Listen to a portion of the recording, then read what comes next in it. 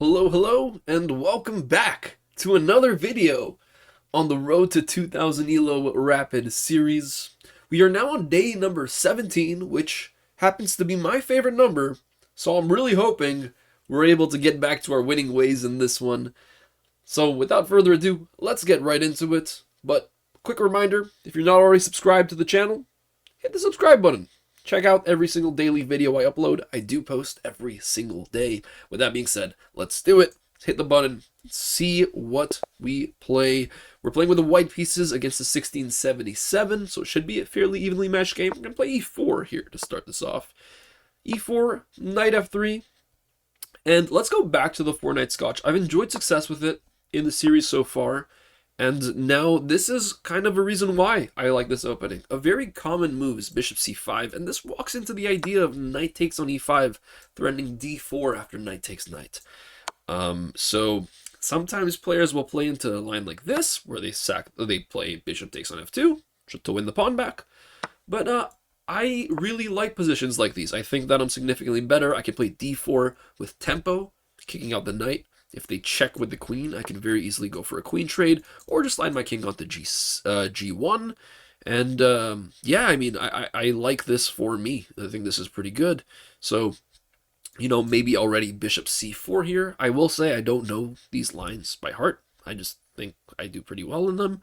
But something like bishop c4 makes a lot of sense to me. Or, you know, what else could I do? Maybe already play something like knight d5. There's no real way to punish knight d5.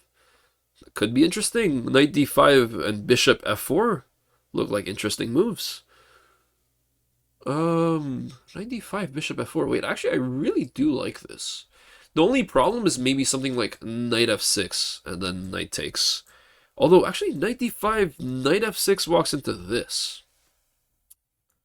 Let's go with knight d5. How about that? How about we play something different here? I mean, I'm improvising on the spot. Typically, I think I do play bishop c4. I don't see any reason why I can't play knight d5, though. Maybe I'm making a mistake. There is a check here. Oh, the check wins a pawn. But the check also drops this. So maybe this is actually good that I'm playing this knight d5 move. And, you know, the ideal square for my king is obviously not out in the open on f2. The ideal square is probably on g1. So that's where I'll go. But I'd like to do that after having already placed my rook onto f1. So I'd ideally like to bring out this bishop, which is maybe why I like bishop c4 typically, and going to rook f1 or maybe even rook e1. But essentially bringing my rook out and not closing it in before I hide my king. It's, in a way, sort of like artificial castling. And my opponent is thinking, probably because it's very hard to figure out a way to maintain the defense of this pawn and bring out your queen. It seems pretty natural to want to bring out your queen. I was hoping that my opponent would play knight f6 pretty fast, given how quickly they played the opening. Okay, this is not a bad move now, because here bishop g5 doesn't work too well because of this move here. Although, does it maybe still work? So let's calculate. Bishop g5, f6. I'm thinking, what if just knight takes, pawn takes, queen check looks really good. Really good. I should probably calculate a little bit more concretely, but I don't want to go too down on time. I'm thinking in my head a little bit, but we're going to go for it. Let's make the game fun. You know what? If I lose a game like this, I'm not even mad. I'm not even mad. I want to be able to play some fun chess, and I think sacrifices are... There's nothing more fun in chess than a nice piece sacrifice. So, now the question is, do I take with the bishop or do I take with the knight? Now, this I always struggle a little bit with. I think I'm going to take with the bishop, actually, and not the knight. The bishop... Keeping the bishop on, there's merit to that, because after this check... Wait, actually, no, maybe keeping the bishop on is better. Let's keep the bishop on. So the merit is in keeping the pin, but the merit is also in attacking the rook. I thought maybe the knight is good because it closes the king a little bit more. So if we think takes here, then this Well, no, so takes, queen check here, then this looks pretty good, but I don't see a win. So instead, I'm just going to go knight takes, and we're going to keep the bishop on.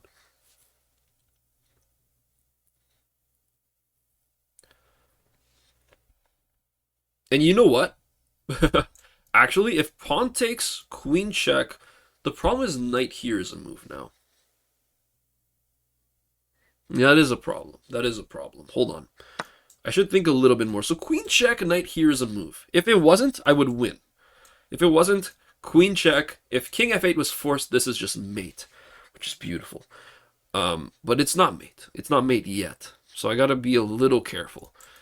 Queen check here, knight here. Do I have a follow-up move? I don't see one, so I'm just gonna take with the bishop. I assume rook here, but rook here probably loses, because now queen check and only move is this. And then I can just slide my king away, and there's no real threat. Okay, so that's what's happening. So we're going to check with the queen. Oh, hold on. I forgot that this is still a move, though. Well, no, it's not. Not really. It is, but I mean, it loses a queen eventually. So check. Probably rook blocks. And now, hold on. Let's think. Maybe just something like bishop d4 looks really good. Never hurts to put pressure on a pin piece. And how do you stop all this? You can't stop it now with this, because afterwards, bishop takes comes to check, and then you lose your queen.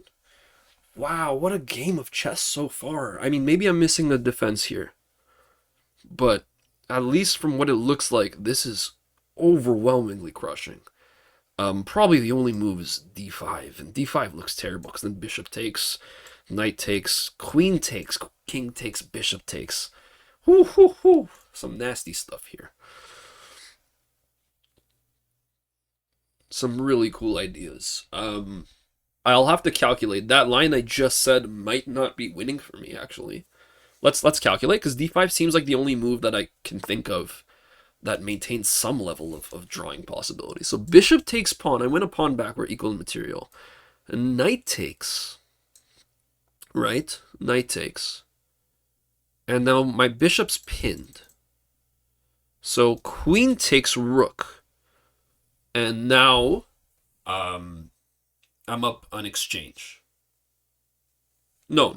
So yeah, I'm up on exchange, essentially. Because I lost the bishop, I win a rook. King takes, only move. Bishop takes. And now I've won. I'm still up in exchange. That's still the case. Afterwards, he wins my bishop, but I win his knight. So I think I'm up in exchange at the end of this line. So that is good. That is good. Do I have better? That's the question. It's always the question. Do I have better? Maybe pawn up. I mean, pawn takes. Maybe just pawn takes. E takes d5, and then d6, but that's a little slow. You know, I'm going to play with what I think is definitely winning. We'll go with this. We'll go with what I think is definitely winning, and I just really hope I'm not missing anything here. But what a fun game of chess this is. I've been told that sometimes my chess is a little dry, a little bland. So we're going to try to have a little more fun with this one and go into something a little more tactical. And if I'm right in my calculation, I do believe I go up in exchange. What? Okay, maybe I'm missing something. What? Really? You're just giving me the queen for free?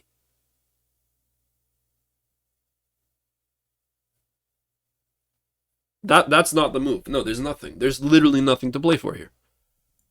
There's literally nothing to play for. I just move my king away. And then I'm fine, right? Move my king away and I'm fine. And now I'm just gonna trade pieces.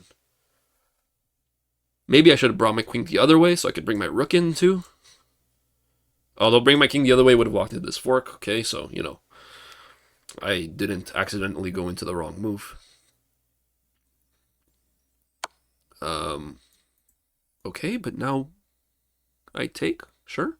I mean, I know I'm going to lose the bishop. I don't really care.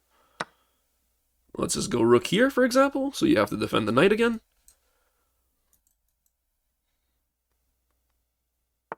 Okay, and we're going to just bring my king onto h2 and just bring out our other pieces. This is probably resignable. You know, if I were to venture a guess, I would say it's resignable. He's going to castle. I'm going to go rook here, for example. And I don't see anything that's bad about this move, right now at least. Well, I guess I hang this pawn, but bigger fish to fry. If knight takes, rook takes, or rook takes, queen check, winning the rook back is really nice.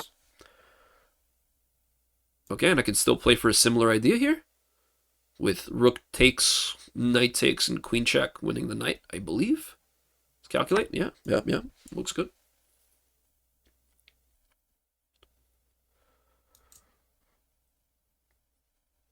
And, I mean, ultimately, just a beautiful game of chess, I think.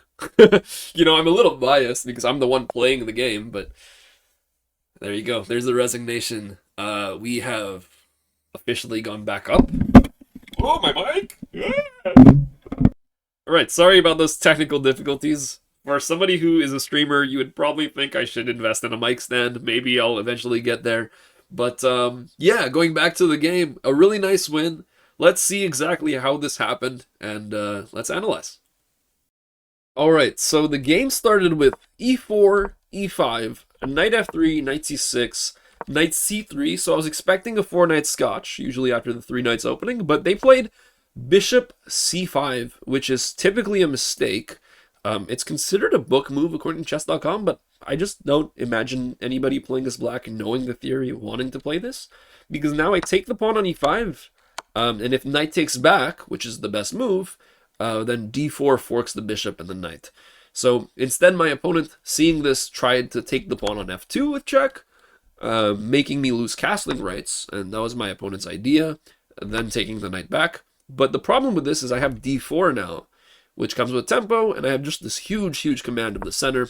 After the knight goes to c6, maybe I could even play d5, but instead I go for this knight d5 move, and it's given an inaccuracy because there's better moves to play. So I should remember these because this is a position I do like to play. Bishop e2, bishop e3, and bishop f4 are considered the best moves. Bishop f4 is the one I like the most because it comes with tangible threats against the c7 square. I played knight d5 because I couldn't see how they could stop the threats on c7.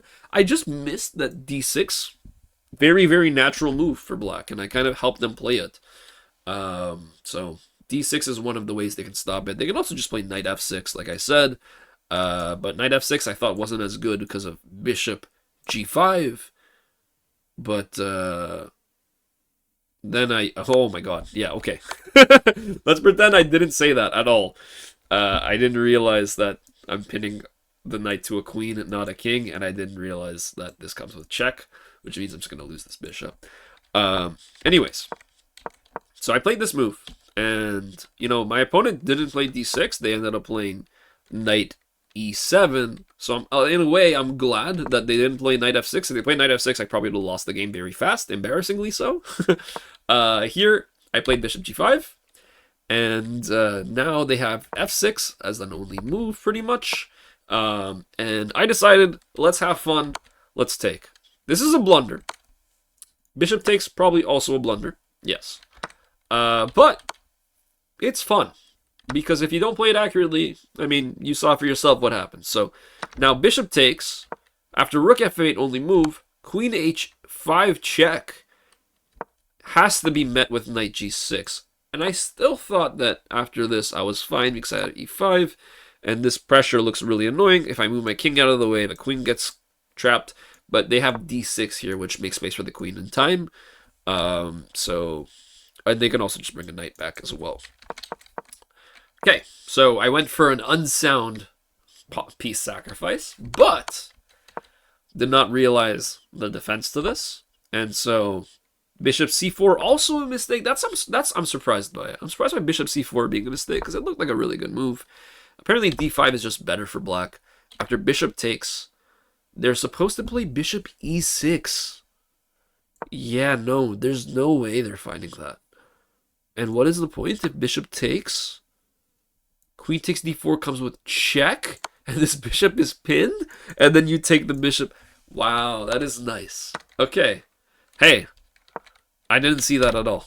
This is why I think it's good to play on intuition. It's good to explore ideas without knowing the theory, but ultimately, you have to remember some moves in the openings you play. Theory is important to know, but I'd rather learn theory from the games I play and then analyzing afterwards and seeing the lines and then trying to commit those to memory than from a book or a course. To each their own. There's value to both, but this is how I like to do it. So I just have to remember that this is not a move because of bishop e6, which I didn't even consider. Didn't cross my mind for a second. Really, really good stuff, though. Really nice move. I'm wondering, the bishop e6, what if queen takes? Okay, no, this just loses because I don't have a way of winning the queen back. Interesting stuff. Wow, wow. Okay, anyways, took with the queen. Didn't see it. You know, we're 1700s at the end of the day. 1670, whatever you want to call us. After queen takes knight, pawn takes back. And then after knight takes here, I just move my king out of the way. Bishop steps out of the pin. And the rook can't take the bishop because the rook is still pinned. Knight check happens, and I just take the queen. I lose my bishop, and I don't really mind this. And now I just create a threat of checkmate. The rook has to step back to defend. H3, making room for my king. But more importantly, making room for my rook to get into the game. And now after king h2, I just bring my rook onto f1. And I find this nice little idea, which ultimately leads to him resigning. Rook takes f5. After the knight takes back, queen e6 check, which is a fork, and wins the knight back. And there is resignation. I'm very happy with how I played this, but also I look at it now and I realize I probably shouldn't have gone for it. You know, if I were to play this game again, knowing what I know now, I wouldn't do the same things. But that is what this series is all about. It's about learning. It's about growing. It's about making mistakes, correcting them, and improving from them. So I'm very happy with this game. I hope y'all enjoyed. This was a really fun game, I think. And let me know what you all think. If you've made it this far, please do consider liking, commenting, and subscribing. It helps a lot.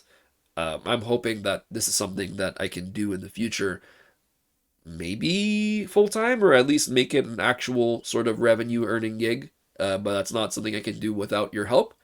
And I appreciate all the feedback I've already gotten. It's been genuinely super, super cool to see. So thanks again, and I'll catch you all tomorrow. And I'll also be flying to Japan in 2 days, so my time zones might be all messed up, but there's no excuse for me to not upload every single day. I will be uploading daily, so don't you fret about that. I'll catch you all tomorrow then. Have a wonderful day. Take care of yourselves. See you next time.